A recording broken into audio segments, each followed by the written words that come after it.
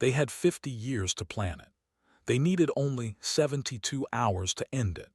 And humanity had exactly one chance to stop them before every living human being on every world across the stars went dark forever. The celebrations in Port Elysium stretched across 80 kilometers of luminous towers and suspended pleasure decks. Every one of the 40 billion humans living beyond the old solar system had reason to sing. Half a century had passed since the Vayari Concordance reached out across the void and introduced itself to the people of a small blue planet still burning fossil fuel and arguing over borders. Those 50 years had reshaped everything. Children growing up today had never known a sky without foreign ships moving through it. They had never known streets without beings of a dozen different anatomies walking beside them. They had never known anything other than the wide and welcoming arms of galactic civilization. Director Mara Voss stood on the observation promenade of the Covenant Spire and watched the fireworks bloom in geometries that Earth physics could never have produced on its own. She should have been down there among the revelers. She should have been laughing with her colleagues over glasses of Vayari gold wine and talking about how impossible and wonderful all of this was. Instead, she stood alone and read a single intercepted transmission for what felt like the 100th time since her team had pulled it out of the noise. She had not made a mistake in the translation. She never made mistakes in translation. Mara had spent 15 years at the head of the Terran Strategic Insight Bureau. Her purpose was to listen, to sift the vast river of communications flowing between the 61 member species of the Galactic Accord and find the currents that ran cold beneath the warm surface. It was work that was supposed to be dull. The Accord preached harmony. Armed conflict was something civilizations grew out of. Every species under the Accord's banner worked together for something greater than any single world could build alone. That was what everyone had been taught. That was the story they had all chosen to believe. The transmission she had intercepted originated from the Vayari High Sanctum and was addressed to the Drathic sovereignty. The encryption was military in grade and buried inside what the relay logs described as routine mineral pricing data. Her analysts had only surfaced it because a degraded quantum node had stuttered during handoff and exposed 3 seconds of raw content before the encryption resealed itself. 3 seconds. 3 seconds had become the hinge on which everything turned. The Convergence Directive enters its final phase in 72 hours. All signatories confirm readiness. The humans remain completely unaware. Mara had spent the 7 days following that intercept tearing through every database her clearance could reach and several that it could not. She had called in obligations from contacts she had spent a decade building. She had broken through walls that were never supposed to crack. And what she found on the other side of those walls was a truth so vast and so cold that she had to read it 3 separate times before her mind would accept the shape of it.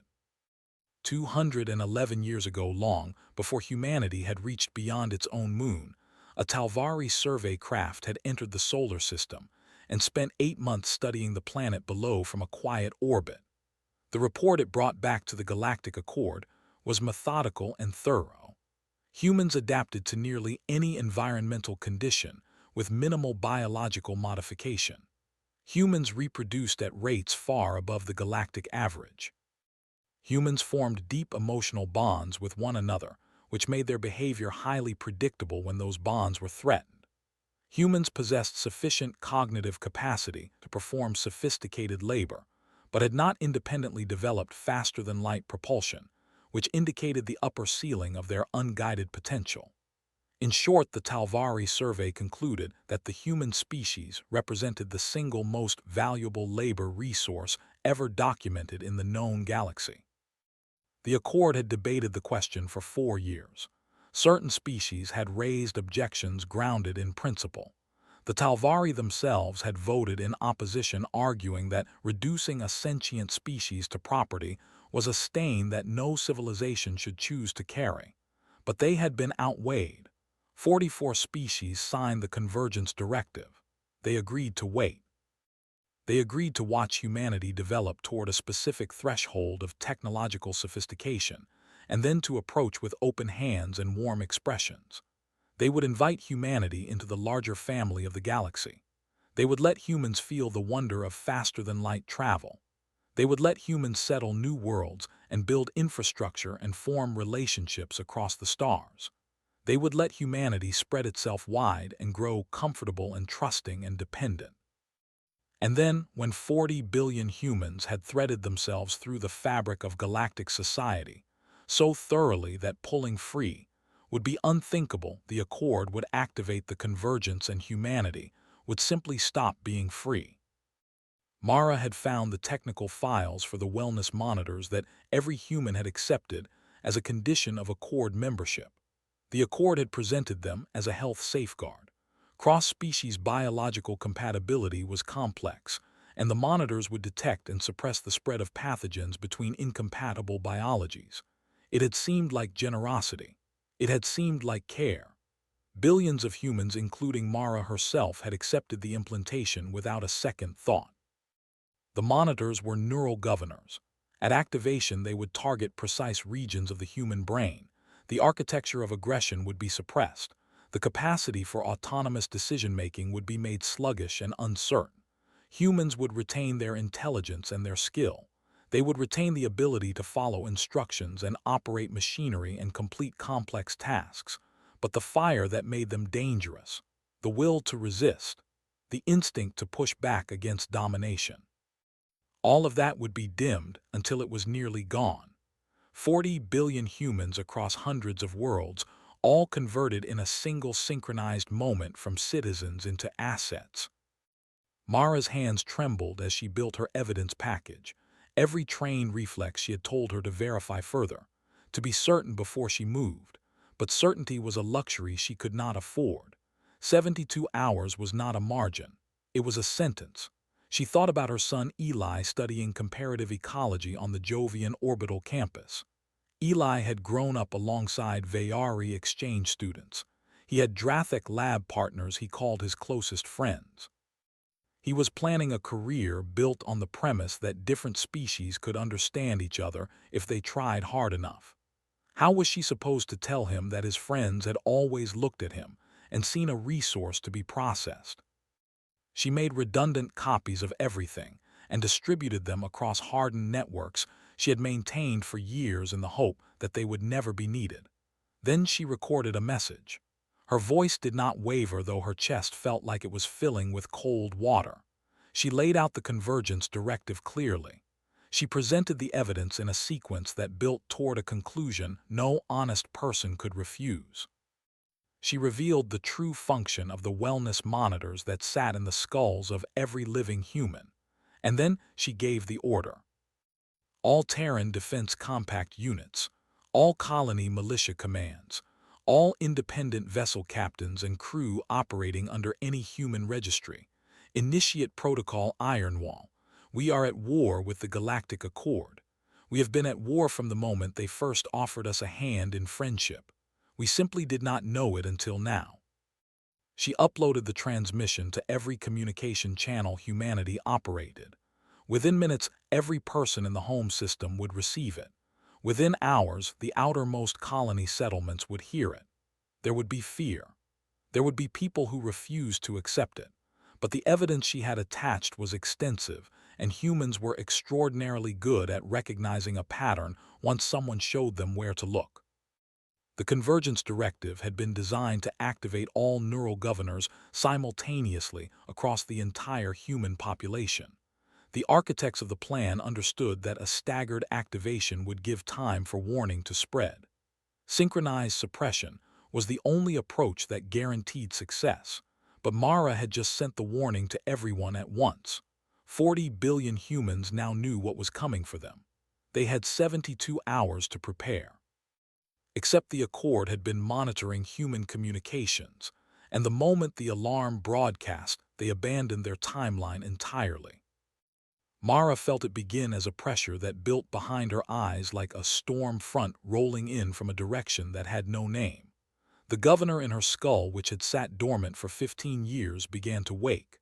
Neural interference cascaded through her frontal cortex, attempting to flatten her fear and her anger and her drive to act.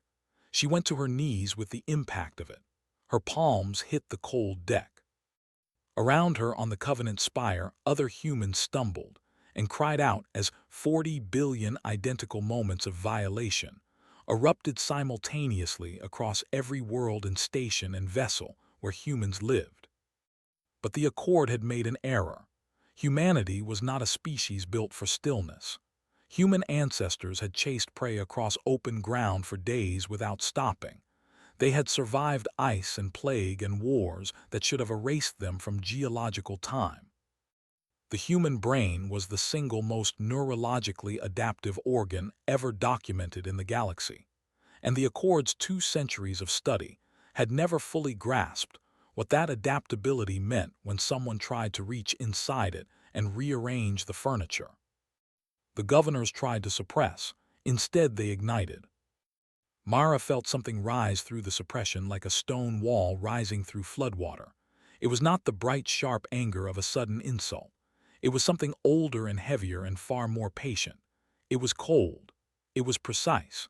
It was the kind of fury that does not spend itself in a single act but instead sets a course and follows that course without deviation until the thing that caused it no longer exists. Her vision sharpened. The weight behind her eyes dissolved.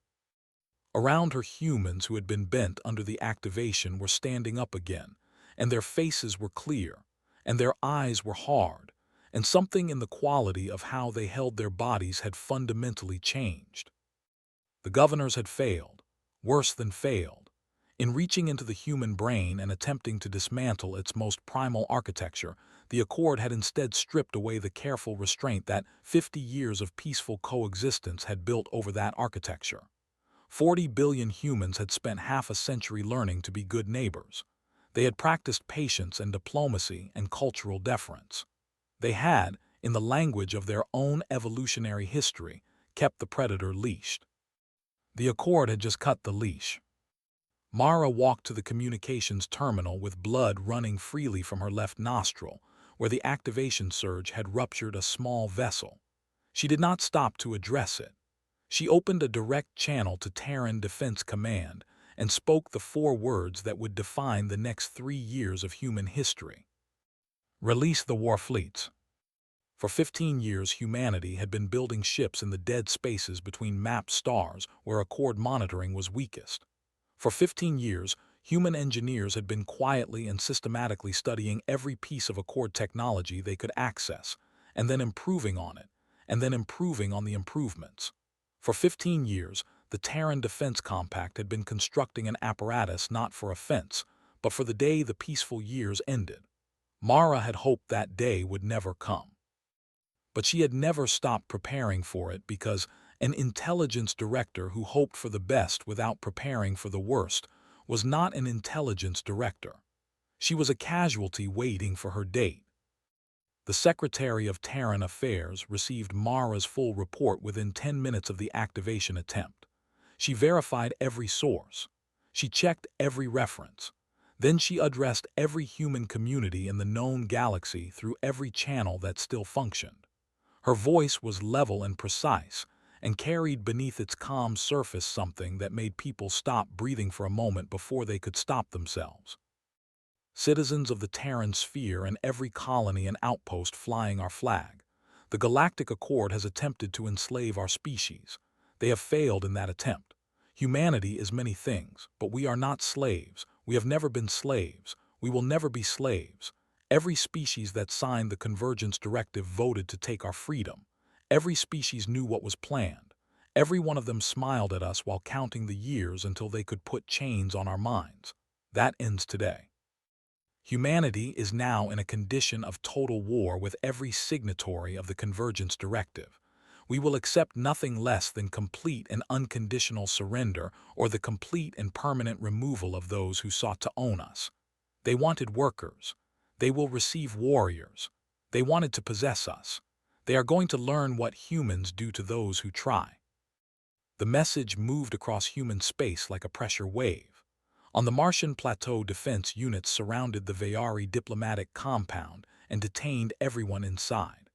On Callisto platform, human workers left their posts in a single coordinated walkout that left critical shared infrastructure in the hands of no one.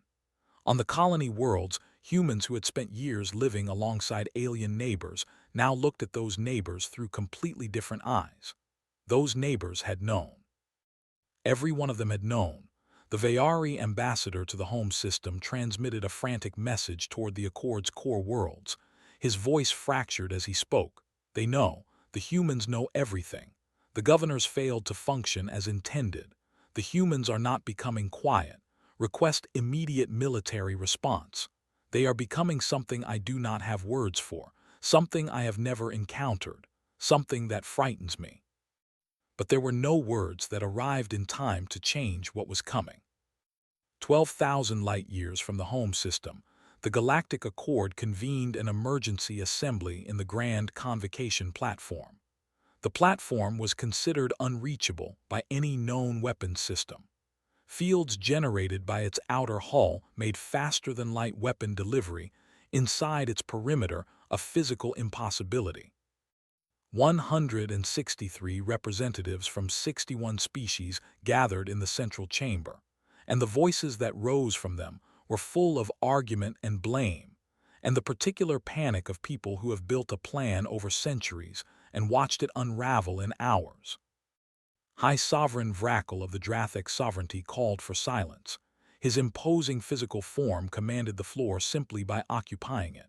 The humans have discovered the directive earlier than our models projected. This represents a delay in our schedule, not a failure of the schedule itself. They have no faster-than-light weapons. They cannot reach this platform. Our combined fleets are being mobilized as we speak. Human space will be locked down within a single standard cycle. Yes, there will be resistance. Yes, there will be casualties, but the arithmetic is straightforward. One species against 61 is not a war. It is a conclusion. A Talvari delegate rose from her seat. Her form caught the chamber light and scattered it. We told you 2 centuries ago that this course would lead somewhere no one wanted to arrive. We voted against the directive. We told you the humans were too unpredictable for this kind of approach. You should have left them entirely alone. Vrackle's response carried a low, vibrating contempt. Your species voted against the directive out of squeamishness, not insight. The humans are angry young children in a room they cannot leave. Let them exhaust themselves against the walls. When they have tired themselves out, we will complete what we should have completed long ago. The assembly continued for hours. No one in that chamber noticed the faint displacement shimmer near the outer perimeter. No one detected the 8 human warships that surfaced from quantum transit directly inside the convocation platform's defensive fields using techniques the Accord scientists had classified as theoretical impossibilities. The human vessels did not announce themselves. They did not issue demands or warnings or ultimatums. They simply identified their targets and opened fire. The platform's shielding was engineered to deflect external attack. It had never been designed to stop weapons firing from inside its own protected envelope. Charged plasma projectors opened holes in the station hull. Kinetic penetrators reached the systems behind those holes and destroyed them. And then the human ships released their boarding parties into the breach. Mara had argued to lead the assault herself. The Compact's military command had refused her with quiet finality. She was the intelligence architecture that made this possible, and losing her was not acceptable. Instead, she watched through the feeds that came back in compressed bursts as Compact soldiers in full combat configuration moved through the convocation platform's internal corridors with a clarity of purpose that made watching them feel like watching something geological. Something that had been building for a very long time and had now simply arrived. The soldiers took no prisoners. They operated from a list and they worked through that list. Delegates attempted surrender. Delegates attempted concealment. Delegates attempted to fight back with whatever personal equipment they had available. None of these choices changed the outcome. High Sovereign Vrackle was located in the main assembly chamber, still attempting to reach his personal shielding unit. A Compact lieutenant put 2 rounds through his chest and 1 through the center of his head, and moved to the next entry on the list without breaking stride. The Vayari Sanctum delegation died in their secured observation suite. The Drathic military attaches died at their monitoring stations. One by one, the beings who had signed the Convergence Directive were removed from the galaxy permanently. One delegate survived. Ambassador Corvith of the Talvari had voted against the directive, and the voting records confirmed it. The soldiers confirmed it independently against 3 separate data sources. Then they escorted him to an emergency departure pod and launched him toward Talvari space. Before the pod sealed, the commanding officer pressed a data chip into his hands. "Show your people what we did here. Show them what happens to those who try to own us, and tell them that humanity has a long memory. When this is over, we will remember who voted against the directive. We do not forget our friends." Corvith took the chip with hands that would not stop shaking and left. The human ships vanished from the platform's sensor returns before any Accord reinforcement force could locate them. They left the convocation platform gutted and venting atmosphere, with bodies tumbling slowly through the open sections of what had been the most powerful deliberative body in the galaxy. They left a message broadcasting on every available frequency, in every language spoken by every Accord species. "You voted to make us property. We are voting to make you extinct. You have one choice remaining. Surrender without condition or accept total destruction without exception. You wanted to own us. Now you will learn what happens to anyone who reaches for our chains. This is not a negotiation. This is not a warning. This is the first line of a promise that humanity will keep to the last syllable. We are coming for every species that signed the Convergence Directive. We are coming for your home worlds. We are coming for your colonies. We are coming for every structure you have ever built in the dark between stars. When we are finished, the galaxy will carry the memory of this forever. Surrender or be erased. You have 30 days to decide." The message ended. The human ships were gone, and across the galaxy, 61 species understood simultaneously with a clarity that their centuries of planning had never managed to produce that they had made a catastrophic mistake. They had designed a trap for the apex predators of a death world, and the predators had noticed and gotten out, and now the predators were loose, and they were not calming down. The intelligence from the convocation platform reached the Drathic home world 4 hours after the attack. High Marshal Zovan reviewed the footage that Ambassador Corvith had carried out of the wreckage. His expression behind his reinforced cranial guard revealed nothing as he watched human soldiers move through corridors with the quiet economy of people doing work they have been practicing for years. He watched delegates die. He watched the message humanity had left behind like a flag planted in conquered ground. When it ended, he sat without speaking for a measured interval. His subordinate shifted. "High Marshal, surely we should understand this as theater. They killed some politicians. The strategic picture has not changed. We have 19 million warships. They have a few thousand at most. The mathematics of this conflict are not close." Zovan looked at the younger officer for a moment. "You are analyzing this the way a Drathic would analyze a Drathic. The humans are not Drathic. They do not think the way we think. They do not fight the way we fight. And they just demonstrated that they can reach any location in the galaxy, including locations we considered mathematically unreachable using technology we did not believe existed. That should produce a very specific feeling in your central processing, and that feeling should be fear. But High Marshal, they are a single species." "A single species." Zovan said it back quietly as though tasting the shape of the argument. "That evolved on a world where every other organism in their environment represented either a threat or competition. That fought wars against itself for thousands of consecutive years without going extinct from the experience. That we attempted to enslave. And that has now declared total war against the entire apparatus of the Galactic Accord."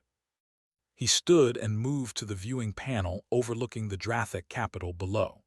"Convene an emergency council of fleet admirals. Alert coalition command that the Drathic sovereignty is mobilizing everything it has. If we are going to fight humanity, We must overwhelm them immediately before they have time to fully understand what they are. But humanity already understood exactly what it was. Across human space, the shift was total and it was fast. Colony manufacturing facilities that had been producing goods for civilian distribution retooled within hours toward weapons and armor production. Shipyards building freight haulers began assembling combat vessels. Research installations that had been studying Accord technology from a perspective of pure scientific curiosity now approached the same material from a completely different angle. What are its weaknesses? How do we break it? What does it become when we point it at someone? On the Jovian orbital campus, Dr. Petra Holly stood among walls covered in schematics for Vayari shield architecture. She had given 22 years to understanding how those shields worked. She had published papers. She had attended conferences. She had once considered the Vayari shield the most elegant engineering achievement she had ever encountered. She had new instructions now. Find the vulnerabilities. Find the failure modes. Find the ways to turn the elegance against itself. She found something remarkable. Vayari shields operated on a frequency signature that remained constant across their entire military fleet. The standardization made them efficient and easy to maintain across thousands of vessels simultaneously. It also meant that anyone who knew the frequency could introduce a resonance cascade that would propagate through every Vayari shield in range simultaneously. Not one ship, all of them, at once. Holly sent her findings to Compact Command with a single note attached. This will work against the entire Vayari fleet simultaneously. Use it with appropriate timing. Similar discoveries were arriving from research installations everywhere humanity worked. The Accord species had been generous with their technology over 50 years of friendly relations, and they had never imagined that humans were not merely learning to use what was shared, but were learning to understand it completely from the inside. That understanding was now being converted into an arsenal: shield resonance frequencies, drive system stress points, weapons platform exposure windows, communication protocols that could be hijacked and turned back on their operators. Humans had cataloged everything over decades of apparent cooperation, and now the catalog was becoming a weapons inventory. The transformation was not limited to hardware and research. Something deeper was moving through human society. Humans who had spent years building genuine relationships with alien colleagues and neighbors now looked at the same individuals through a completely different frame. Not because those individuals had personally done anything to any specific human, but because they represented species that had voted to end humanity's freedom. Every Vayari shopkeeper, every Drathic engineer, every alien who had walked human corridors and eaten human food and celebrated human occasions had known. They had known, and they had said nothing. On Callisto platform, the rupture came in a single moment. A human operations supervisor confronted his Vayari section manager, a person who had shared meals with his family, a person who had attended his child's naming ceremony, a person he had called a friend for 6 years. Did you know when you came to my daughter's naming? Did you know when you told me you were happy for us? Did you know when we talked about the future we wanted to build together in this galaxy? The Vayari's silence was the only answer that mattered. The human struck without deliberation. Others joined within seconds. Within minutes, every alien on the platform was either incapacitated or running. Versions of the same moment exploded across human space like a chain of connected fires. The Accord had spent 50 years constructing relationships with humanity because relationships made the eventual harvest easier. When the nature of those relationships was revealed, the relationships themselves became accelerant. Mara watched the incident reports flood in from across the sphere with something heavy sitting in the space behind her ribs. This was what war did to ordinary people. It turned shared meals into evidence of betrayal. It turned friendship into the most painful variety of deception. It could not be stopped. The Accord had started this. Humanity was going to finish it. She reviewed the strategic position with her senior staff. Compact Fleet Admiral Darren Salas spread a holographic tactical display across the briefing room table showing the disposition of every known human asset. We have 7,000 warships ready for immediate operation, another 22,000 in final assembly stages. The Accord Coalition is mobilizing 19 million ships. They outnumber us at a ratio of approximately 2,700 to 1. Conventional fleet engagement is not viable. We will not fight conventionally, Mara said. Asymmetric operations only. What do we have embedded? Salas nodded. Extensive. Human operatives have been present in Accord species infrastructure for 15 years, some placed deliberately as long-range intelligence assets. Most are simply civilians who lived and worked inside Accord systems and learned those systems from the inside as a natural consequence of doing their jobs. As of 6 hours ago, all embedded assets received activation codes. They are now saboteurs. The results began arriving within days. On the Drathek home world, the primary distribution grid for military manufacturing power failed without apparent cause. Investigation eventually revealed that a human grid optimization consultant who had spent 4 years improving the system's efficiency had quietly installed control backdoors while doing so. A single command from 2 sectors away collapsed power delivery to half the planet's weapons production capacity. On Vayari Prime, the atmospheric water recycling network began circulating compounds that were entirely benign to human biology but severely toxic to Vayari physiology. Tens of thousands fell ill before the source was identified. The human systems technician who had maintained that network for 9 years had vanished and left only a message behind. You wanted us as servants. Now you understand what helpless feels like. Across Accord territory, infrastructure began failing in cascading patterns that bore the unmistakable signature of coordination. Communication relays crashed in sequence. Transit systems halted. Agricultural processing facilities reported equipment degradation that was too widespread to be coincidence. And everywhere the shape was the same. Humans who had been trusted members of Accord society for years, or in some cases decades, simply revealed what they had actually been all along. The Accord had distributed humans throughout the galaxy to facilitate the harvest. Those positions had become wounds in the body of galactic civilization. But sabotage was preparation, not conclusion. Mara authorized the deployment of the instrument the compact scientists called the dissolution system. The underlying technology had appeared in theoretical form in Accord's scientific archives. Human researchers had converted theory into hardware in 8 years of classified work. The system consisted of microscopic self-replicating machines engineered to deconstruct matter at the molecular level and use the deconstructed material to produce more units. Once released into a target environment, they were extraordinarily difficult to arrest. They could process a ship, a station, or a planetary surface if given sufficient time and left without effective countermeasures. The Accord had prohibited research into this technology generations ago because the risk profile was too severe. Humanity had no such prohibition.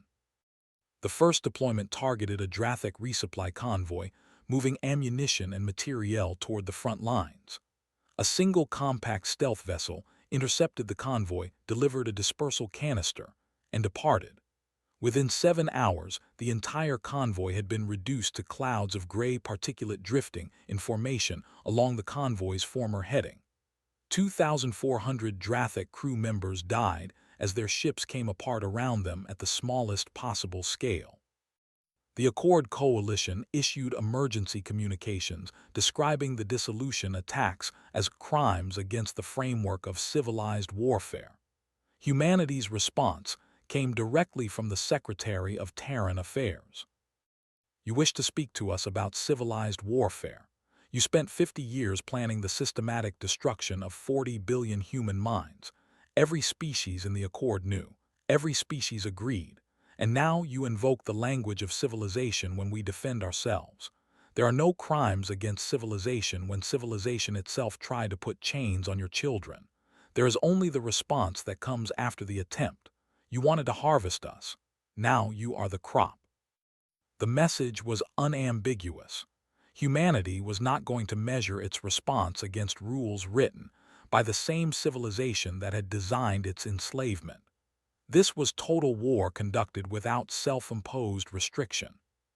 The Accord Coalition's combined fleet began its advance toward human space, 19 million warships moving in coordinated formation. Their commanders operated from an analysis that was numerically impeccable, one species against 61. The mathematics could only produce one result. They expected to reach the human home system within 2 standard months. They expected humanity to consolidate for a last defense. They had built their entire operational plan around those expectations. They were wrong on every count. Humanity was not defending the home system. Humanity was evacuating it. 40 billion people were being moved through a network of quantum bridge wormholes to staging areas in unexplored space beyond the Accord's mapped boundaries.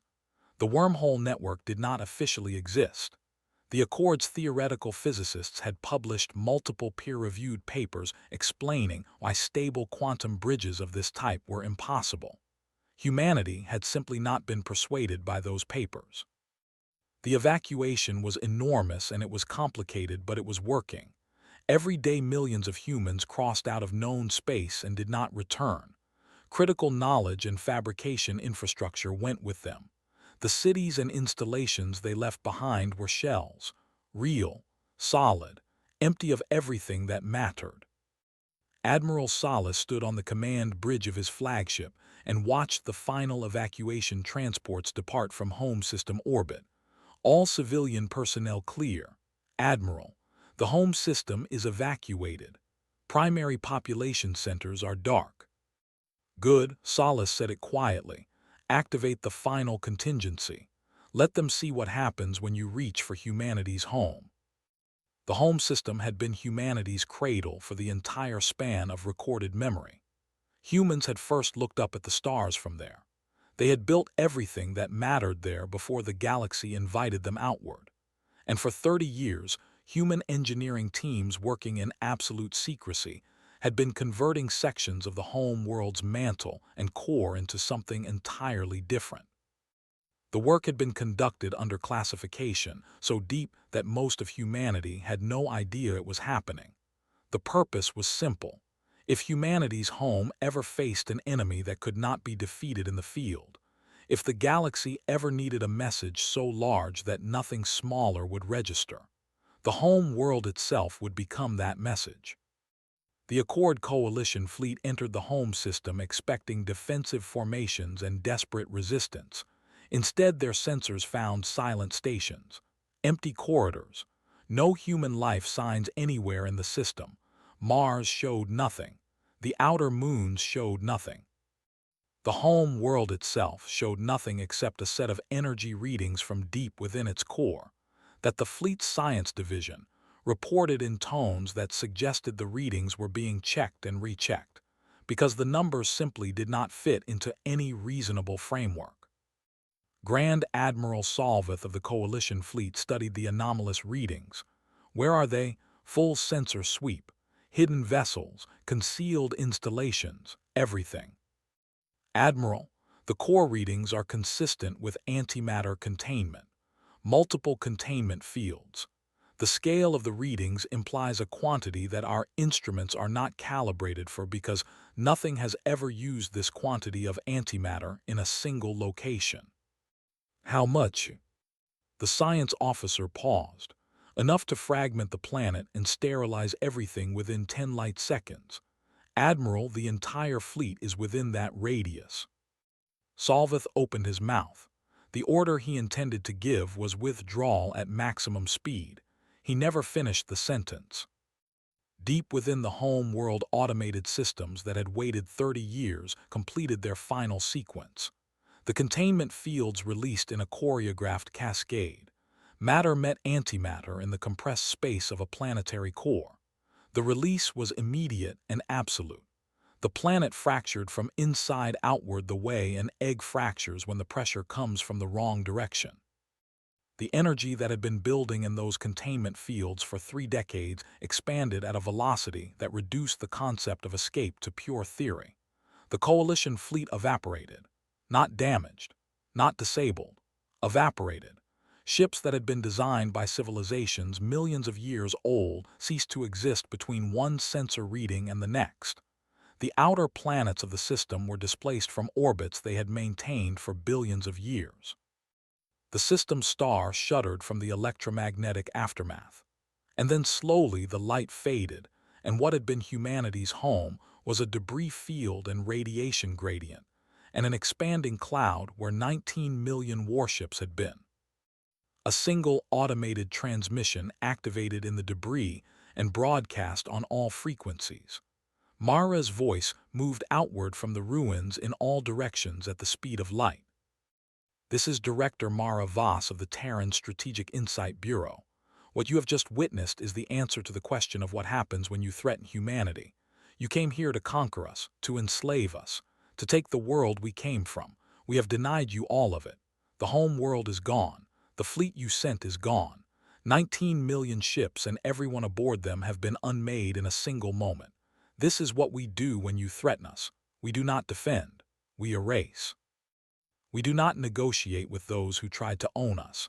We remove them. 26 days remain on the surrender deadline. For every day beyond that deadline, another signatory home world will experience the same conclusion. The choice belongs to you. Surrender completely or cease to exist. There will not be a third path offered. The transmission repeated without interruption as the debris of the home world and the greatest military fleet ever assembled drifted outward through a solar system that had just become a monument. It was received by Accord listening posts. It was relayed to Accord home worlds. It played on every display surface on every world where Accord species lived and watched and tried to understand what they were seeing. The home world had been beautiful once. A water-covered world where a remarkable species had first reached outward toward the dark. Now it was rubble. And 19 million warships that represented the military investment of 61 civilizations were atoms expanding at relativistic velocity. And humanity's message could not be interpreted as anything other than what it was. We would rather end our own home than allow you to take it, and we will end yours just as readily. On the Drathic home world, High Marshal Zovin watched the footage in silence. The same subordinate officer who had spoken of mathematics stood beside him and was trembling in a way that had nothing to do with temperature. High Marshal, they destroyed their own world, their own home, just to destroy our fleet. What kind of species does that? Zovin watched the footage complete its cycle and begin again. When he spoke, his voice was very quiet. The kind that loses volume and does not. A species that is going to win this war, because they have already demonstrated they are willing to lose everything in order to do it. And an enemy that is willing to lose everything cannot be deterred by the threat of loss. The erasure doctrine was released 12 hours after the home world's destruction. It was not a complex document. Humanity was past the point of diplomatic language. It was 3 pages long, and it was written with the kind of clarity that leaves no room for interpretation. Mara had written it herself, and every sentence was constructed to mean exactly one thing and nothing else. Every species that had signed the Convergence Directive faced a single binary choice: complete and unconditional surrender or complete and permanent extinction. Complete surrender required total military disbandment. It required full access to all government records for Terran inspection. It required acceptance of Terran occupation of critical infrastructure. It required trial and accountability for every individual who had participated in designing humanity's enslavement. It required acceptance of whatever remedy humanity determined was proportionate. Complete extinction meant exactly what it said. Not conquest, not subjugation, removal. Every member of the species removed from the galaxy until nothing remained except archaeological record. There would be no negotiated middle position, no partial compliance, no conditional arrangement. Each species had 30 days to decide: surrender entirely or cease to exist entirely. Those were the options. The doctrine ended with a statement that spread across the galaxy and embedded itself in the consciousness of every species that encountered it. We are not seeking territory. We are not seeking material resources. We are not seeking dominion over the galaxy for its own sake. We are seeking justice. You voted to end humanity's existence as a free species. We will end the existence of those who cast that vote. This is not vengeance. This is the proportional consequence of attempted genocide. You tried to kill what we are. We will kill what you are. This is the only justice that has meaning now. 24 species requested immediate talks. They were told there were no talks to be had. Surrender or extinction. Humanity would not spend time on negotiations. 15 species began evacuating their populations, attempting to scatter into uncharted space beyond known boundaries. They had not accounted for the fact that humanity had spent 50 years studying every mapped route in the galaxy, and then extending those maps into regions the Accord had never bothered to chart. They were not as far ahead as they believed. 11 species led by the Drathic sovereignty and the Vayari Accord Prime refused to consider any form of capitulation. They published declarations that described humanity's threats as the emotional outburst of a wounded animal. They insisted that no species could follow through on total extinction as a policy.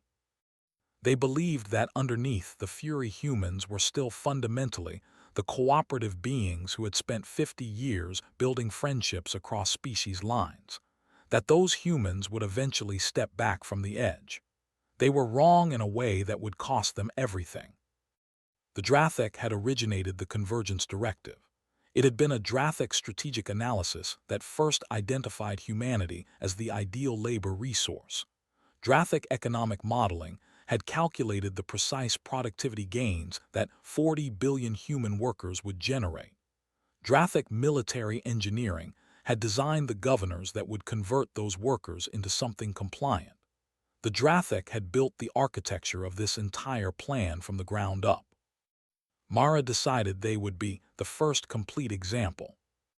Dr. Petrahales received new orders. The engineer who had spent 2 decades mapping the elegant geometry of alien shield systems now turned her analytical attention to Drathic biology. She had access to 2 decades of shared medical research. She had genetic maps. She had immune system profiles. She had documentation of metabolic processes at the cellular level. She had everything a person would need to design something that a Drathic body had no defense against. It took her 9 days. She named it Sequence Drath Terminus. She kept the designation technical and without emotional content. The mechanism was simple at its core. The agent targeted genetic markers that existed nowhere in the galaxy except in Drathic DNA. Every other species would encounter it and register nothing. For Drathic, it would propagate through any population with silent efficiency during a 2-week latency period in which the carrier showed no sign of illness but transmitted freely. After the latency period, the symptoms arrived all at once: respiratory failure, systemic organ cascade, neural hemorrhaging. The individual would be dead within 72 hours of first symptom. The agent rewrote its own structural information, continuously making sustained treatment development a losing race. There was no version of a cure that could be developed faster than the agent rendered it obsolete. Hollies delivered the agent to Mara without ceremony. This will achieve total population effect. Once it enters Drathic populations on even one world, it will reach every Drathic in the galaxy within 6 weeks. All 93 billion of them. Mara held the container in both hands and understood the weight she was actually holding. You understand the precise nature of what this is, what we are about to do with it. Yes, Holly said it simply. We are going to remove an entire species from existence. They were going to do something worse to us. They were going to take away the thing that makes existence meaningful: free will, independent thought, the ability to be who you actually are rather than what someone else decided you should be. That is worse than death. They designed the mechanism for that outcome. They are paying the price that design demands. Mara loaded the agent into 20 autonomous dispersal drones. The drones were calibrated to release sequence Drath terminus into the atmosphere of every Drathic world and station with significant Drathic population. The drones were invisible to Accord detection systems. They would complete their function before anyone knew they were operating. She authorized the deployment. The drones launched. The Drathic noticed nothing in the first days. The drones moved through their world silently. Drathic citizens continued the ordinary processes of their lives without awareness that the extraordinary had already begun. 2 weeks passed. The agent moved through the population with the kind of efficiency that only something purpose-built can achieve.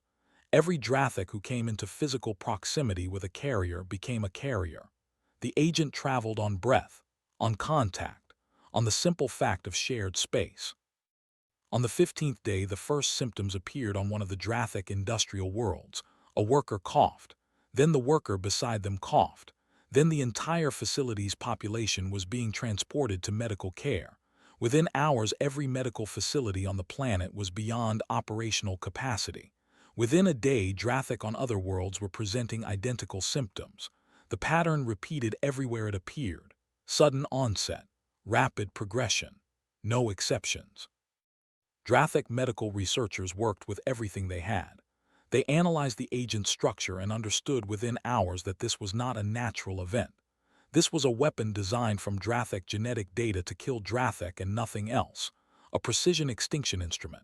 High Marshal Zovan received the reports in his command center. He listened as the population projections revised downward in intervals. 93 billion. Then 80 billion as mortality climbed. Then 70 billion. He opened a channel to Mara Voss. Her image appeared on his screen. Her expression was composed. Director Voss, you have released a biological agent on my species. This constitutes a crime against every standard of civilized conduct. You designed neural governors to eliminate the free will of 40 billion humans. Mara replied without changing her tone. You plan to reduce us to property. You voted for the Convergence Directive and then spent 50 years helping to implement it. And you want to discuss standards of civilized conduct with me. No, High Marshal. There are no civilized conduct standards when you are responding to those who designed your enslavement. There is only the response. You will find a cure. You will survive this. You will not. The agent adapts faster than any therapeutic development process can track. Every Drathic in the galaxy will be gone within 3 weeks. Your species voted to end humanity's freedom. Humanity has voted to end your species. This is proportional response. My people have families, innocent individuals who never participated in any vote, children who were not alive when any decision was made. Mara's expression did not shift, as did we. Every human you planned to enslave had families, had children, had futures you intended to steal, had people they loved and things they hoped to become. Where was your concern for innocent children when you designed the governors that would have turned our children into tools? You started this. We are finishing it. Zovan tried to respond, but his voice did not cooperate. The cough had arrived in his throat while they were speaking. He looked down at his hands. The first signs were already visible there. He was infected. They were all infected, every one of them. 21 days, Mara said. That is the duration from deployment to complete effect. 93 billion Drathic are gone. 21 days remain on the surrender deadline for the other holdout species. The choice remains what it was. She closed the channel. Zovan sat alone in his command center and felt his body beginning the sequence that would end it. His home world was dying around him. Every Drathic world was experiencing the same process. No cure would be developed in time. The Drathic had been among the galaxy's founding civilizations, a culture spanning 14,000 years. In 3 weeks they would be a historical record. Mara broadcast footage of the Drathic extinction across every Accord communication network. Empty cities, silent shipyards, the scale of absence where 93 billion lives had been, and over the images her voice delivered the accounting. The Drathic designed the Convergence Directive. They built the system that would have enslaved humanity. They are the first to receive the consequence of that decision. One species removed, 60 remaining. Surrender or share this outcome. 20 days remain. What followed in Accord space was something that looked from the outside like panic and felt from the inside like the collapse of an entire framework of assumption. The Drathic had been one of the most militarily formidable species in the galaxy. If humanity could erase them in 3 weeks, what did that mean for everyone else? 26 species surrendered within 48 hours. They opened their archives. They disbanded their military structures. They accepted Terran occupation teams. They provided full cooperation with accountability proceedings that would determine which individuals had actively promoted the directive. Those individuals were taken into custody to face trial. The surrendering species were processed with efficiency and without unnecessary cruelty. Humanity was not interested in punishing species that accepted responsibility and submitted to accountability. But the Vayari Accord Prime remained in open defiance. The Vayari had been humanity's most prominent ally during the peaceful years. The Vayari had been the first species to formally welcome humans into the galactic community. The Vayari had been present at every major milestone of human integration into galactic life. That depth of apparent friendship made the revelation of their participation in the directive cut differently from any other species. It made the betrayal personal in a way that military enmity never quite achieves. And it made the Vayari humanity's second designation. The Vayari did not meet this the way the Drathic had. They were not warriors. They were negotiators and traders and architects of alliance. When they understood that Mara's ultimatum would not be revised, they began evacuating. Vayari ships departed in every direction, simultaneously attempting to scatter so widely that no pursuit could cover all of them. Admiral Salas authorized the operation he called Quiet Horizon in response. Every Vayari vessel that had departed was tracked via quantum location beacons that compact operatives had installed during the peaceful years. 15 years of preparation had included preparation for exactly this contingency. Human pursuit vessels were faster and better oriented to uncharted space than anything the Vayari had available.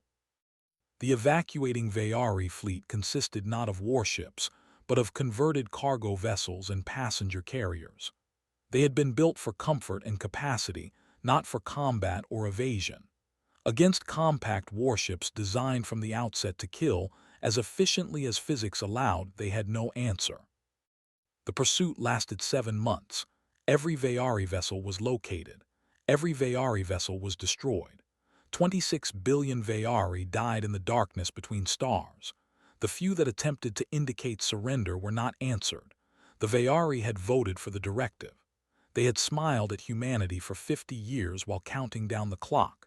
Humanity was not offering mercy to the species that had offered them the warmest welcome on the way to the slaughterhouse. Mara watched the last Vayari vessel's destruction on her tactical display. It had been a civilian transport carrying 6,000 people. A single compact destroyer had intercepted it near the edge of uncharted space. The Vayari captain had transmitted a continuous plea describing the children aboard and arguing that the individuals on this ship had never personally voted for anything. The destroyer captain had responded with 4 words before opening fire. "You voted for slavery." Mara felt something fracture in a place she could not locate precisely. Those were not soldiers. They were civilians running from something they had not personally built. Yes, their government had signed the directive. Yes, their species had participated. But did every Vayari life carry equal weight for a decision made by their political leadership generations ago? Did children carry that weight at all? She pressed the thoughts aside. This was war. This was the price the Accord had set in motion. You did not earn the right to argue about proportionality when you had spent 50 years planning to strip the free will from 40 billion human beings. You did not get to invoke mercy after designing a system that had no place for mercy in it. But the thoughts came back. Late in the quiet hours between planning sessions, Mara would find herself thinking about the Vayari transport, about the Drathic families in the early days of the agent's progression, about the home world that humanity itself had detonated to deny it to the enemy, about what humanity was building itself into. 17 more species surrendered after the Vayari extinction. The Accord was disintegrating. Species that had been stable partners for centuries were now examining each other with suspicion and calculating distances.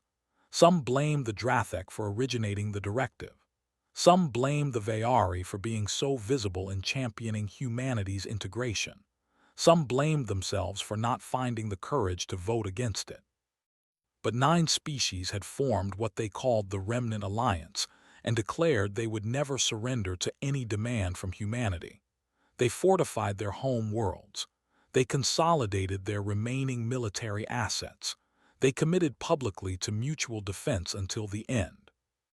The Solrathi were the most formidable species in the Remnant Alliance, an ancient warrior civilization whose culture predated most Accord species by millions of years. Their home world was shielded by defensive systems that represented the accumulated engineering achievement of those millions of years. Systems that had resisted every external threat in recorded history. Systems that other Accord species did not fully understand even in broad principle. The Solrathi transmitted a single message to the compact. "We will not surrender. We cannot be taken. Come and break yourselves on our defenses if that is what you require." Admiral Salas reviewed Solrathi defensive architecture for 4 days. Then he contacted Mara. Conventional assault against their home world is not viable. Their systems would stop anything we send at them before it reached effective range. We would spend 1,000,000 soldiers to achieve nothing. I am requesting authorization for the Stellar Collapse Protocol. Mara knew what that meant. The most extreme instrument in the Compact's strategic inventory. So extreme that its designers had hoped it would never leave theoretical status. You want to collapse their star into a black hole. It is the only approach that bypasses their defensive architecture entirely. Their systems stop ships and weapons. They do not stop gravity. Stellar collapse followed by singularity formation will process everything within their system. 8 planets, 340 stations and installations, 52 billion Solrathi. They chose not to surrender. They chose not to surrender, Salas confirmed. This is the consequence of that choice. Mara thought about the Vayari transport. She thought about the Drathek dying in their cities. She thought about the home world she had turned into a weapon. She thought about what she had become and what humanity was becoming, and whether those two things were the same. And she authorized the Stellar Collapse Protocol. The Solrathi had no warning that distinguished itself from ordinary activity. A single compact vessel entered their system and began moving toward their star. Solrathi defense forces intercepted it, destroyed it without difficulty. The ship had achieved its function before they reached it. A device delivered into the stellar core before the ship ceased to exist. A device that humanity had spent 11 years engineering. A device that could initiate runaway stellar compression. The Solrathi star began dying. The fusion processes that had burned for billions of years became unstable at the core. Gravitational collapse followed. Within 7 hours, the star was a singularity. The black hole that formed began consuming the system immediately. Planets were torn apart by tidal forces that exceeded any structure's ability to resist. The Solrathi home world, with its millions of years old defenses, lasted longer than the other bodies in the system. Significantly longer. But gravity is patient, and the outcome was the same. 52 billion Solrathi, and everything they had built vanished into a point in space that would persist for longer than the universe had existed to date. Mara broadcast the footage. The message was brief. 3 species have refused surrender and have been removed. 6 species remain in the Remnant Alliance. Surrender now or share this conclusion. The deadline is not flexible. The Remnant Alliance fractured within hours. 4 species surrendered immediately. They could not argue with a weapon that removed the concept of defense entirely by removing the thing being defended. The final two species in the alliance attempted to cross into intergalactic space beyond the galaxy's edge. Compact vessels pursued them for 3 months. Both were cornered and offered the surrender option at the last moment. Both accepted. The humanity that met them at the end of the pursuit was tired enough to take yes for an answer. The war lasted 3 years and 4 months. 5 species had been removed from existence. 31 more had surrendered unconditionally. The remaining 12 had been given last-moment surrender options during pursuit and had accepted. Of the original 61 Accord species, 31 were gone permanently. The galaxy was fundamentally different from the one that had existed before the Convergence Directive was revealed. Mara stood before the memorial structure that had been raised in humanity's new capital. The wall carried the name of every human who had died in the war, 5.2 billion names. She moved her fingers across the surface, touching names she recognized. Friends, colleagues, people she had worked alongside for years. Her son Eli's name was on the wall. He had died in the early weeks of the war when Vayari forces counterattacked against the Jovian campus. Mara had authorized the Vayari extinction, knowing that the people who had killed her son were among those she was ordering removed from existence. She had done it without hesitation in the moment. Now she stood before her son's name and asked what he would have thought of it. Eli, who had believed in cooperation. Eli, who had called Vayari students his closest friends. Eli, who had wanted to spend his life building bridges between species.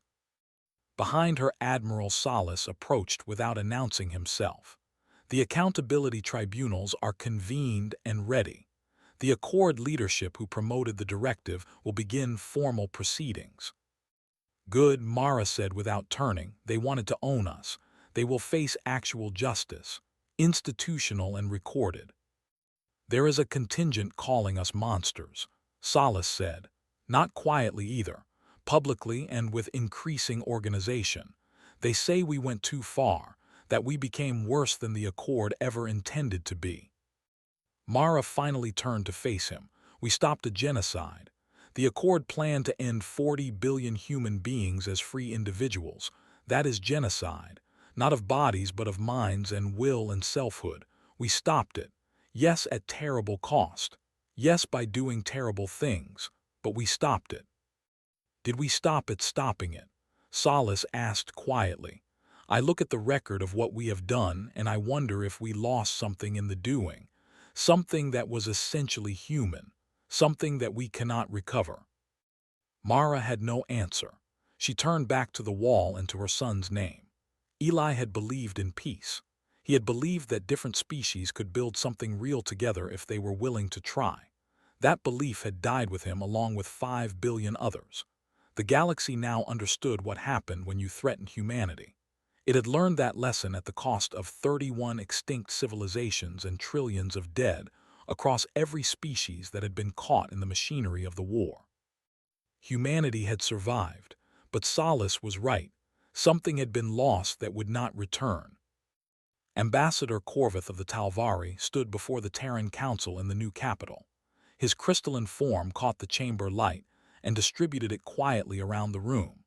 He was one of very few alien representatives permitted unrestricted movement in Terran space.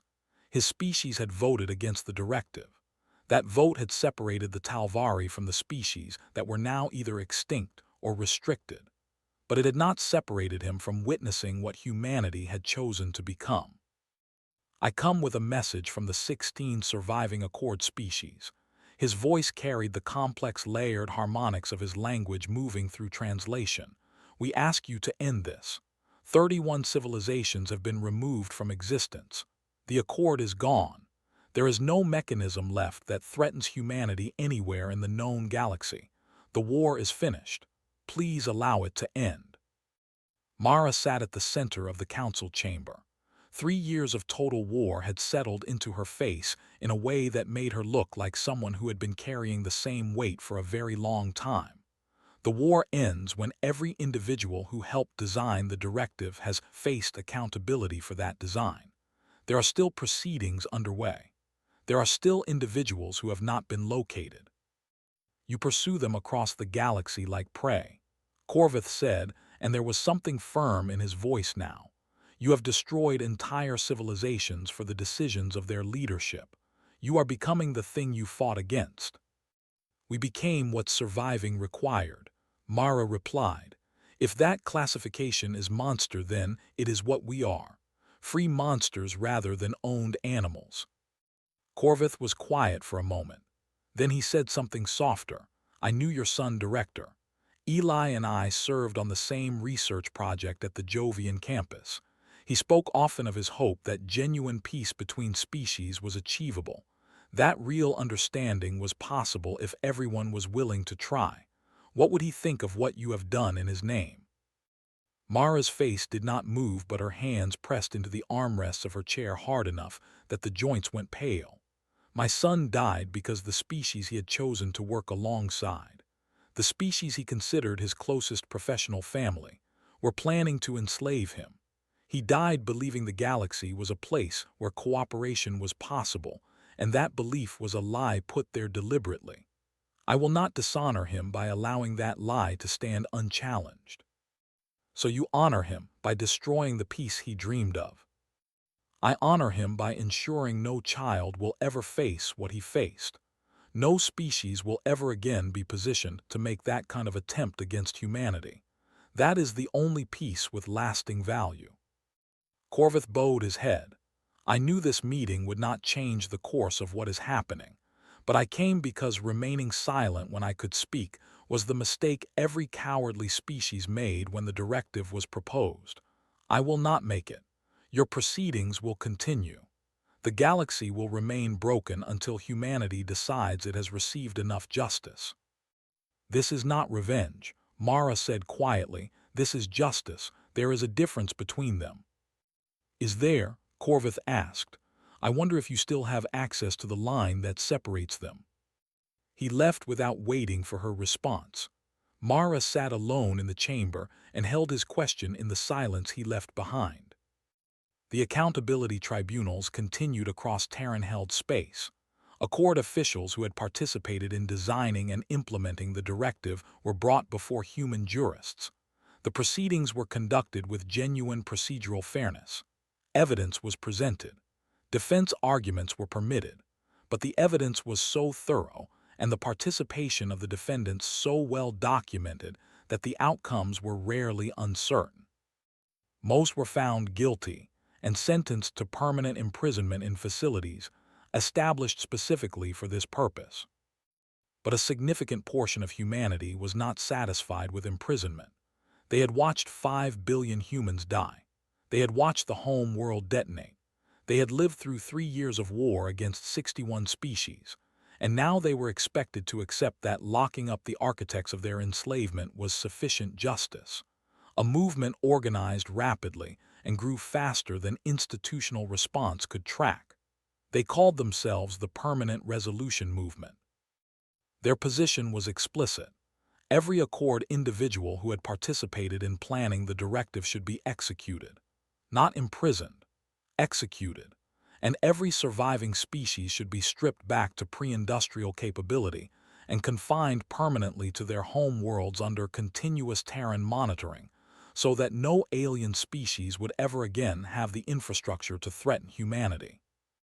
The movement attracted supporters from every sector of human society, but found its densest following among combat veterans and families of those who had died in the war. Admiral Darren Salas became its most prominent public voice. He argued that showing restraint toward enemies who had designed their enslavement was not virtue. It was a tactical error that would cost future generations of humans in ways the present generation could not yet calculate. He argued that humanity had been too willing to accept surrender, too ready to stop the extinction operations when compliance was offered. He argued that mercy without teeth was not mercy. It was negligence dressed in ethical language. Mara led the opposing position. She believed the war had already consumed more than any war should. She believed that continuing to build on a foundation of extermination would produce a humanity that recognized itself in nothing it had started as. She was losing ground and she could feel it. The question crystallized around the Vrethani Compact. The Vrethani had surrendered in the war's third month. They had cooperated fully with Terran authorities. Their databases had been opened, completely revealing with precision exactly which government officials had voted for the directive. Those individuals had been arrested and were in proceedings. The Vrethani population had been compliant and transparent throughout. But the Permanent Resolution movement pointed out that the Vrethani government had voted unanimously for the directive. Every Vrethani politician had agreed, which meant the population had endorsed a government that voted to enslave humanity, which meant the population shared culpability. The movement demanded the Vrethani be exterminated the same way the Drathik and Vayari had been. Mara stood before the Terran Council. The Vrethani surrendered. They cooperated completely. They accepted all terms and conditions we put before them, and they have met every one. If we exterminate them now after accepting their surrender, we are not continuing a war. We are conducting a massacre. That transforms us into what we came to destroy. Solace responded from the military section. They voted for our enslavement. The entire political apparatus of their civilization agreed that humanity should be converted to property. The Drathik voted and died. The Vayari voted and died. The Vrethani voted and should die. Applying the same standard consistently is not cruelty. It is the clarity that protects us. Applying it after accepting surrender makes our word meaningless. Mara pushed back. If surrender does not protect you from extinction, then no species will ever surrender. They will fight to the last because fighting is the same outcome as surrendering. We will manufacture eternal conflict by making compliance indistinguishable from resistance. The consequence of showing mercy, Solace replied without warmth, is that we leave species in place that have demonstrated their willingness to make an attempt on our freedom. Our children will inherit that threat. Our grandchildren will face a galaxy where the species we spared are rebuilding their capabilities. I will not gamble with generations of human survival to make ourselves feel compassionate today. The debate continued for weeks. Human society divided along lines that ran through families and friendships. Younger humans who had no memory of the peaceful years and had grown up knowing only that aliens had tried to enslave humanity generally supported Solace's position. They had no counterimage of cooperation or friendship to complicate the calculation. Older humans were more fractured. Some remembered the peaceful years with something like grief. Others felt that those memories had been weaponized against them, and that feeling only deepened their anger. The surviving alien species watched the debate with the particular horror of observers whose lives depend on the outcome of a conversation they cannot participate in. They began making quiet preparations, underground refuges, small groups sent to hidden locations in uncharted space in case the worst happened. They lived in a permanent state of suspended dread, waiting for humanity to determine whether they would be permitted to continue existing. Corvith sent Mara a series of messages with increasing urgency. If you execute the Vrethani after they surrendered, you will force every remaining species to fight. They will have no alternative because you will have demonstrated that surrender changes nothing. You will build the permanent warrior movement claims to want to prevent. Mara knew this was correct. She also knew she was losing political control of the situation. The war had freed something in humanity that normal social structures were not equipped to contain. The depth of the betrayal had been too complete. Humans had given the Accord their trust completely, and the Accord had designed a machine to convert that trust into a mechanism of enslavement. There was no framework available that allowed for rebuilding that trust, and without trust there could be no peace. Only dominance or annihilation.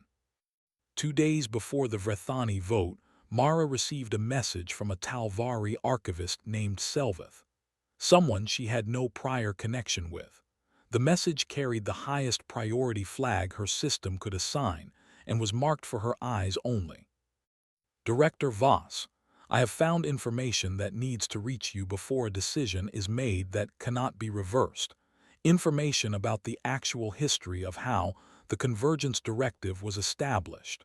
Please meet me at the location below. Come without staff. If what I have found is accurate, it changes the entire basis for what you are about to decide. Every trained instinct Mara had said this was a scenario that warranted skepticism and security and verification. She went alone to the coordinates, an old unmaintained relay station in neutral space. Selveth was there in the data archive section. He was elderly by Talvari standards. His form carried the dimness that age brought to his species. He moved slowly among the archive storage banks, pulling records that carried Accord security classifications that should have made them inaccessible.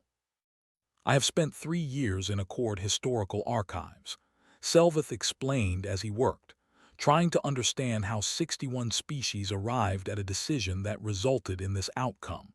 What I found disturbs me in ways I could not have anticipated. Director Voss, the official record of the directive vote is not accurate. He displayed documents on the archive screen. The official record indicated that 44 species had voted in favor with only 4 opposed. The real record, which had been sealed and buried under multiple layers of administrative reclassification, told a different story entirely. Only 13 species had actively wanted the directive. The 13 most militarily and economically dominant species in the Accord at the time. They had not merely proposed the directive. They had told every other species in the Accord that a vote against it would result in expulsion from the organization, loss of access to trade infrastructure, loss of military protection agreements, effectively isolation in a galaxy where isolation meant vulnerability to exactly the kind of predation the Accord claimed to prevent. For smaller species with less capability to defend themselves independently, this was not a threat they could absorb. They voted yes because yes was the only answer that kept their civilizations viable. The Vrethani were in that group. Their internal government records, which Selveth had also obtained, showed extensive debate. Many Vrethani officials had argued against the directive on grounds of principle. Their military advisors had explained the reality of the choice. Vote with the directive or face expulsion, and what expulsion would mean for a species without the military capacity to defend itself independently. The Vrethani had voted for survival rather than principle. 8 species had been coerced in this way. Another 15 had voted with the majority because they were afraid to be seen opposing the dominant powers and feared becoming targets if they showed independent judgment. Only 13 species had genuinely wanted humanity enslaved. Of those 13, humanity had already removed 9 permanently. The remaining 4 had surrendered in the war's early months, and their leadership was in active proceedings. Selveth looked at her. You have already addressed the species that truly wanted this outcome. The species you are debating whether to exterminate were victims of the same kind of coercion that the directive intended to use on humanity. They were given a forced choice between compliance and destruction. They chose compliance, as any species might. Mara was silent for a long moment. Why bring this to me? Your species voted against the directive. Your species is safe regardless of what happens to the Vrethani. You could have kept this sealed and nothing would have changed for the Talvari. I could have, Selveth said quietly, but I watched humanity remove 31 species from the galaxy. I watched you become something I would not have predicted was possible from the beings I thought I understood. If I remain silent now, knowing that your justice is being directed at species who were coerced rather than willing, I am as guilty as every species that stayed silent when the directive was proposed. I made a decision not to be that. Mara held his gaze for a moment. Then she took both his hands in hers. Thank you.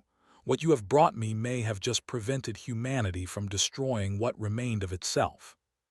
She returned to Terran space with the complete archive files and called an emergency council session.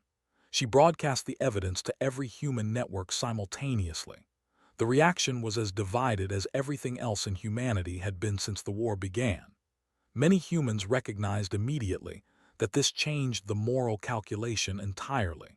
The Vrethani and other coerced species had not chosen to participate in humanity's planned enslavement. They had been trapped in an impossible situation and made the choice that preserved their species. That was not the same as enthusiasm for human exploitation. It deserved to be treated differently. Others were not moved. The permanent resolution movement argued that coercion did not eliminate the outcome. The coerced species had still voted yes. Their vote had still been part of the mechanism that would have enslaved humanity. Fear of consequences was not an exemption from the consequences of what that fear produced. Sala stood before the council and made the position plain. They could have voted no. They could have accepted expulsion and the risk that came with it. Yes, that would have required them to sacrifice their own security to protect a species they had not yet met. But they chose their own survival over our freedom. That choice has consequences. If we execute species for lacking the courage to stand against coercion, Mara countered, what does that say about us? They were afraid. They made a choice that was wrong, but that came from fear, not from malice. Those are not the same thing. Justice that cannot make that distinction is not justice. It is comprehensive punishment applied without discrimination. Every species we leave capable, Solace replied, is a potential future threat. Our descendants will live with the results of every mercy we extend today. I will not accept risk to future generations of humans because we cannot bring ourselves to finish what we started. The debate split human civilization more completely than anything since the war began. Families separated over it. The question of what humanity was and what it was willing to do to remain safe became a wound that ran through every community and institution. And while humans argued the surviving alien species waited in documented fear for a decision that was entirely outside their ability to influence. The Vrethani vote came. The council chamber held more observers than had ever attended a single session. Both Mara and Solace had made their final cases. The result was the closest margin in Terran Council history. 52% voted to spare the Vrethani and the other coerced species. 48% voted for their extinction. Solace stood immediately. His voice was controlled, but the control was the kind that requires visible effort. You have made an error that will cost future humans in ways they will not be able to trace back to this moment. You have chosen emotional comfort over strategic clarity. I will not be party to this. The compact military exists to protect humanity from threats foreign and internal. If this council will not provide the protection humanity requires, it may be time for the council's composition to reflect that failure. It was the closest thing to an open threat of institutional coup that the Terran government had heard in formal session. Security forces moved. Solace departed peacefully. He was followed by a substantial portion of senior military leadership. The fracture was now visible and public. Humanity, which had united completely to face the Accord's betrayal, was now dividing against itself. The common enemy was gone. What remained was the question of what humans were willing to be to each other in the aftermath. Mara had won the vote and preserved the Vrethani. She had also fractured the political consensus that had carried humanity through the hardest 3 years of its existence. She had no clear path to repairing it. The internal conflict became kinetic over the skies of Port Elysium. A military cruiser under Solace's command refused to comply with Council authority directives. When compact security vessels moved to enforce compliance, the cruiser opened fire. 3 security vessels were destroyed in the first exchange. The cruiser broadcast immediately to all military channels. The Council has compromised humanity's security. The military will fulfill its mandate where the politicians have failed. Join us. 18% of the human military aligned with Solace in the first day. They called themselves the Clarity Fleet, and their purpose was explicit. Complete what the war had started. Remove the remaining alien species. Establish absolute Terran dominance of the galaxy. Ensure that no non-human species would ever again have the capability to threaten humanity in any form. Mara had known Solace was angry. She had understood the depth of his conviction. She had not anticipated that humans would begin killing other humans over the question of how many more civilizations to erase. The internal conflict was brief and catastrophic in the way that brief conflicts between highly capable combatants always are.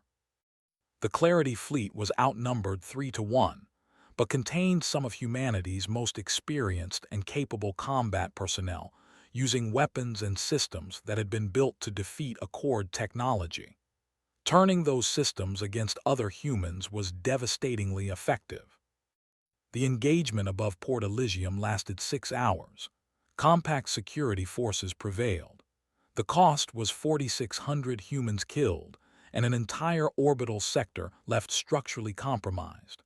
Solace escaped with his core fleet intact and moved into the uncharted space where humanity had sheltered its populations during the Accord War. Mara addressed humanity from the rebuilt council chamber. Rescue operations were still active in the orbital debris above her. We have just killed each other over the question of whether to show restraint toward defeated enemies. Brothers and sisters have aimed weapons at each other and fired them over a question of principle about how much further to take a war that is already over.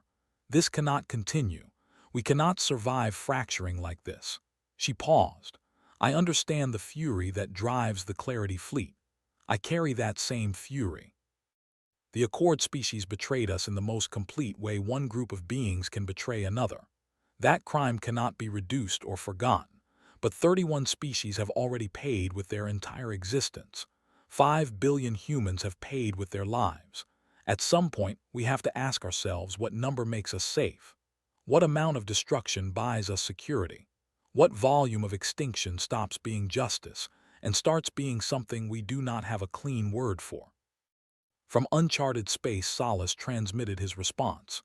Director Voss speaks of restraint as though restraint were free. It is not. Every day we show restraint is a day the surviving species have to rebuild, to remember, to plan, because that is what species do when they survive. They plan, they prepare. And eventually, when they believe the moment is right, they make another attempt. We will not see that attempt. Our children might not see it, but our grandchildren will. And they will live with the consequences of the mercy we chose to show today. Solace had established control of several colony worlds in uncharted space, worlds that had been constructed as refuge communities during the war. He had hundreds of thousands of followers. He was building capacity for a campaign he intended to complete what the external war had left unfinished. Before that campaign could launch, Mara discovered the truth about her son's death. And the truth took everything she believed she understood about why she had done what she had done and reduced it to rubble. Eli had died in the Vayari counterattack on the Jovian campus early in the war.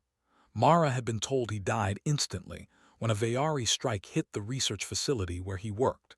She had carried that information through 3 years of war and every decision she had made after it. She had authorized the Vayari extinction partly as the response to what had taken her son. She had stood before his name on the memorial wall and wondered if he would have approved. She had never stopped to question the account of his death because she had received it from official channels, and she trusted official channels because she had spent her career building them. She had been wrong to trust that account. Eli had not died in the Vayari strike. He had survived the initial attack and been evacuated to a medical facility with injuries that were serious but treatable. He had been killed 3 days later by Terran soldiers, members of an extremist cell operating inside the military that believed any human who had cultivated close relationships with alien colleagues was a collaborator whose existence represented a security risk. They had moved through the medical facility with a list and executed everyone on it. Eli had been on the list because his professional record showed sustained close collaboration with Vayari researchers. He had been killed not by the Vayari, but by humans who thought exactly like Solace and the Clarity fleet. The cell had been discovered. Its members had been court-martialed. The details had been classified during the war to prevent morale damage. Mara had never been informed. She sat alone in her office with the classified file and felt the architecture of everything she had built her understanding on collapse without a sound. She had spent 3 years believing she was responding to her son's death at Vayari hands. She had authorized the extinction of 26 billion Vayari partly in answer to that belief. And it had been a lie, not an external lie designed to manipulate her. Just the ordinary lie of incomplete information delivered by systems she had trusted because she had built them. She broadcast an emergency transmission to all human space. She told them everything. She explained what she had been told about Eli's death. She explained what had actually happened. She explained how her belief had shaped her decisions, how her desire for accountability had been misdirected at a species that had not killed her son, toward individuals who had not done what she spent 3 years telling herself they had done. "I have spent 3 years believing I was fighting for justice," she said, and her voice broke once and then steadied. "I believed I was honoring my son, but Eli died because some humans in our own military could not accept that he worked with alien colleagues, that he believed cooperation was possible.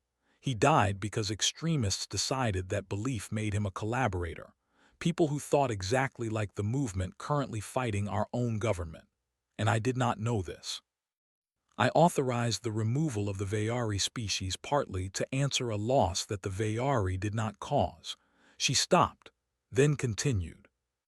"We have become what we were afraid of. We have enslaved ourselves to rage and to the story we told ourselves about why the rage was justified. We have removed 31 species from existence, killed beyond counting, shattered everything the galaxy was for what? Security, justice, or vengeance that learned to call itself by better names. The species that truly wanted to enslave us are gone or imprisoned. The ones that remain were coerced or afraid or both. They surrendered. They cooperated. They have done everything asked of them. If we kill them regardless, we are not defending humanity. We are feeding something that will not stop being hungry when they are gone. It will look for the next thing to consume, and the next, and eventually it will be us again." The reaction was immediate and fracturing in all directions. Many humans felt betrayed by the revelation. They had connected their grief to a narrative that Mara's disclosure complicated. They had carried Emma Chen's memory into battle, Eli Voss's memory into the extinction campaigns, and now those memories were more complicated than the narrative had been. Others felt vindicated. They had argued throughout that the trajectory was wrong, that the extermination campaigns exceeded what justice required, that humanity was consuming itself as thoroughly as it was consuming its enemies. From uncharted space, Solace responded. "Director Voss's personal loss is real, and her grief about its circumstances is understandable. But her son was killed by human extremists who were themselves the product of what the Accord's betrayal did to human society. If the Accord had not designed the directive, if they had not spent 50 years building a trap around us, none of those extremists would have had reason to exist. The origin of Eli's death is still the convergence directive. The Accord species created the conditions that killed him. Commander Voss wants us to show mercy because she is carrying guilt about decisions made on incomplete information. Guilt is not a strategic framework. Guilt does not protect future generations." Sarah wanted to refuse any contact with Solace. The pragmatic portion of her said that refusal was not available. He held significant military assets. He had the active support of a large proportion of the human population. Fighting a prolonged internal conflict would destroy more humans than anything left in the external war and resolve nothing. And his stated position, though she opposed it, was not genocide. It was restriction. The surviving species would live, reduced in capability and confined to their home worlds, but they would live. The negotiations took 4 months. Mara and Solace met face to face in a neutral station, each flanked by advisors, each carrying everything 3 years of total war and its aftermath had deposited in them. "I did not want this," Solace said without preamble. "I wanted to protect us. Everything I have done, including the internal conflict, has been aimed at that. I need you to understand that." "I understand it," Mara replied. "I wanted the same thing. We disagreed about what protection required. You think I am a monster, someone who went past where he should have stopped. Sometimes, Mara said it honestly, sometimes I think we are both monsters.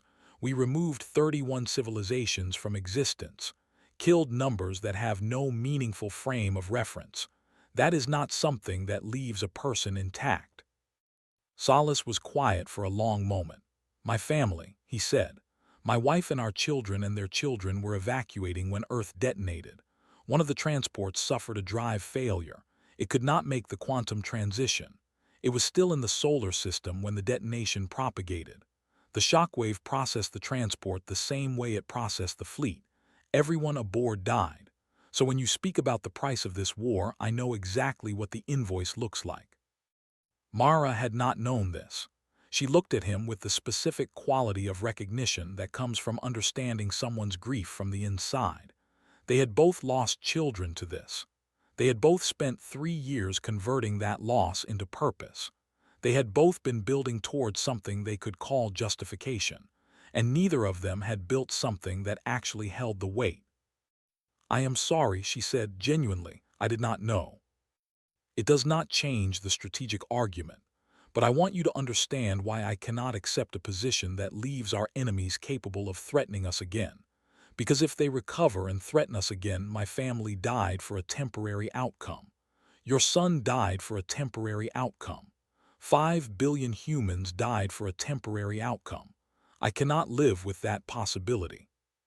Marcus, at some point the killing ends or we become nothing but killers, and then everything we fought for was already lost before we finished fighting for it. They negotiated for weeks, neither willing to fully surrender their position, both understanding that failure meant more humans killing each other. In the end, they produced an agreement that satisfied neither of them and that both could accept.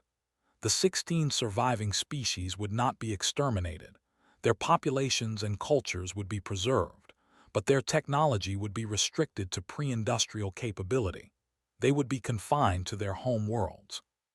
Terran monitoring stations would maintain continuous presence in their orbital space. Any movement toward advanced technology development would result in immediate intervention. The restrictions would remain for a period of 100 years, after which the Terran Council would reassess based on documented behavior and compliance. It was not the mercy Mara had wanted to show.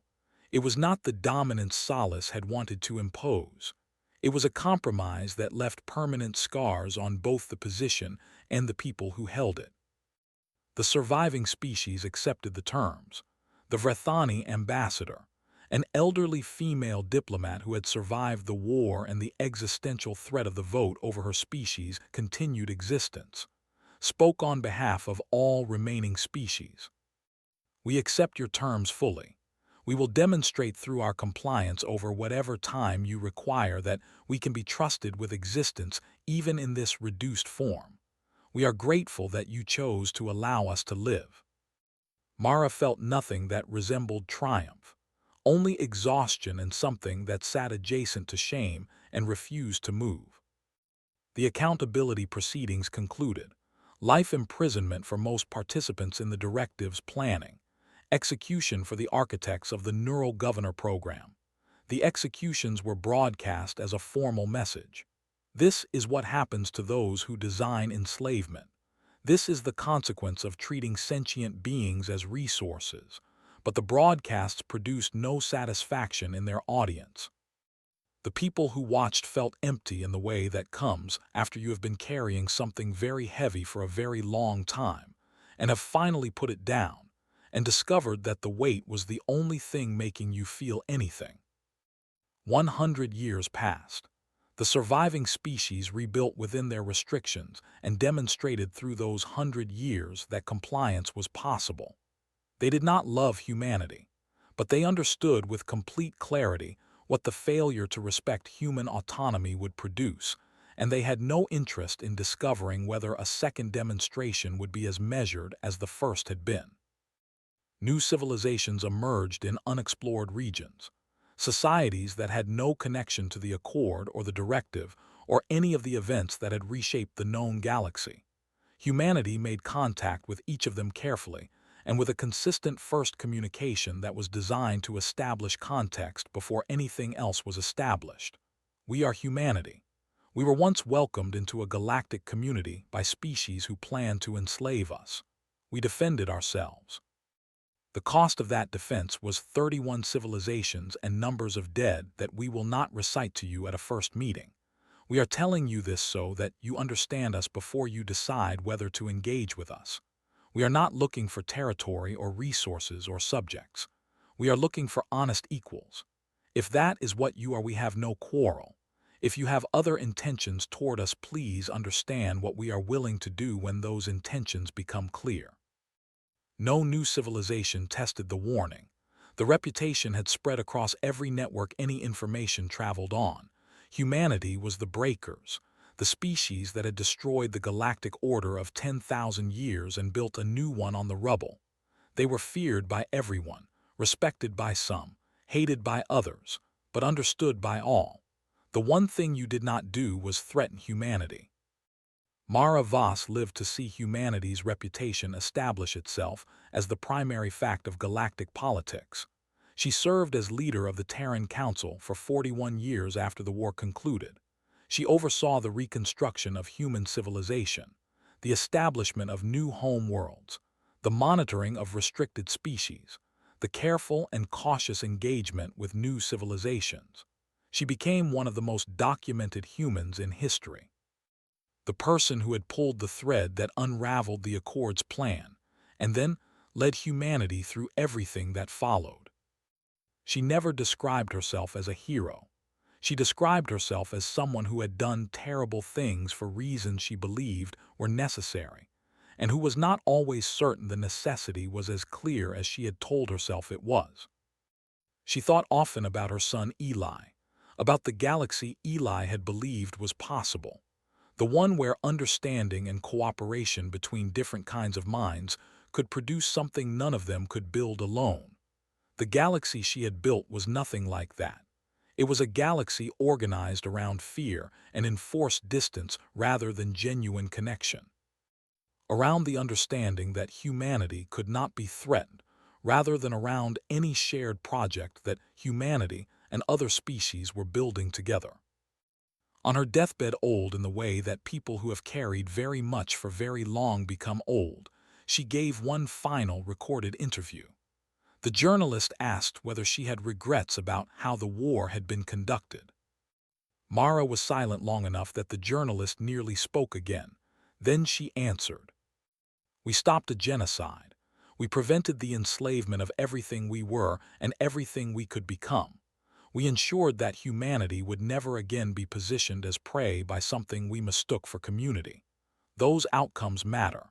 They matter completely, but we paid for them with 31 civilizations that no longer exist, with numbers of dead that have no frame of reference, with a galaxy that will not trust us for generations, because trust is not something that survives what we did to the galaxy to earn it. My son dreamed of something different. A future built on actual cooperation between actual equals who chose to work together because the work was worth doing. We did not give him that future.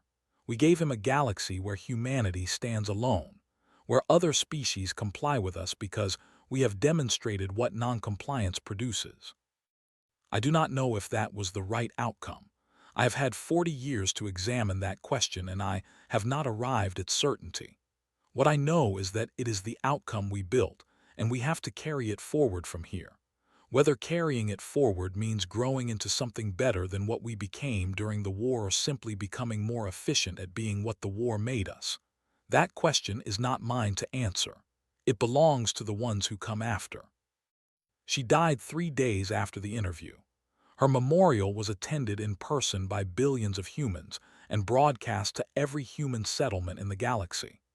The surviving alien species sent formal representatives who described her in their public remarks with language of leadership and difficult wisdom.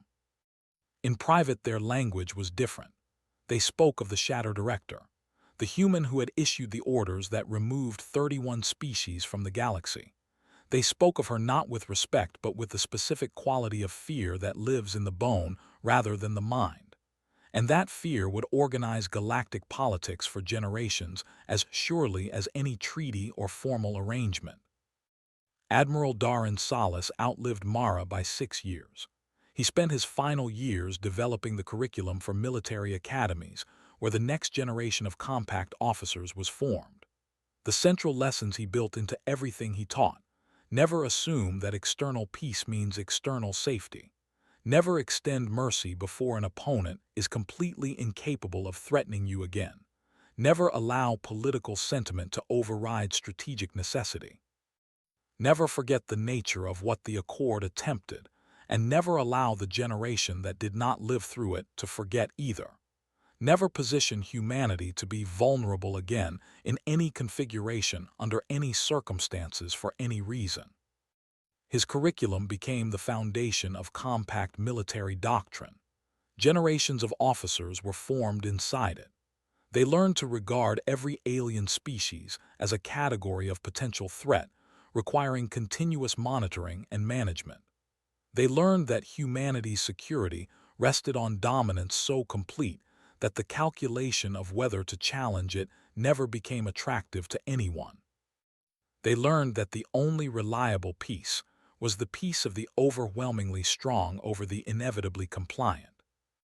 200 years after the war, the galaxy had found a form of stability. Humanity held the central regions of explored space. The 16 restricted species remained on their homeworlds and rebuilt slowly within their limits, and were periodically reviewed and found to be in compliance, and were permitted to continue existing. New species that emerged were integrated into a galactic framework that bore no resemblance to the old Accord. There was no pretense of equality, no fiction of partnership between species of equivalent standing.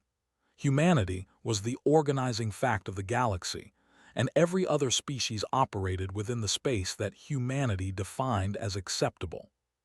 Some humans described this as what survival looked like when it was honest about itself. The galaxy was stable because humanity had both the will and the capacity to enforce that stability. The restricted species were alive because humanity had chosen to accept a compromise that permitted their existence. The new species that emerged were integrated safely because the framework humans had built gave them no viable alternative to compliance. The horror of the Accord years could not repeat because the conditions that had made it possible no longer existed. Others argued that something essential had been lost that could not be recovered by pointing to the stability. That a civilization capable of removing 31 species from existence was not capable of peace in any meaningful sense, would always require a threat or an enemy to justify the apparatus it had built, would always be one crisis away from another round of extinctions. That Eli Voss's dream of genuine cooperation between genuine equals had not been sacrificed to build something better. It had been sacrificed to build something that worked. Those were not the same thing. Both were right. Both were incomplete. The galaxy that emerged from humanity's fury was not the worst possible outcome and not the best. It was what the choices had produced. The age of the Galactic Accord with its smiling faces and its hidden arithmetic had ended. The age of human dominance with its guarantee of survival purchased at the price of genuine connection had begun.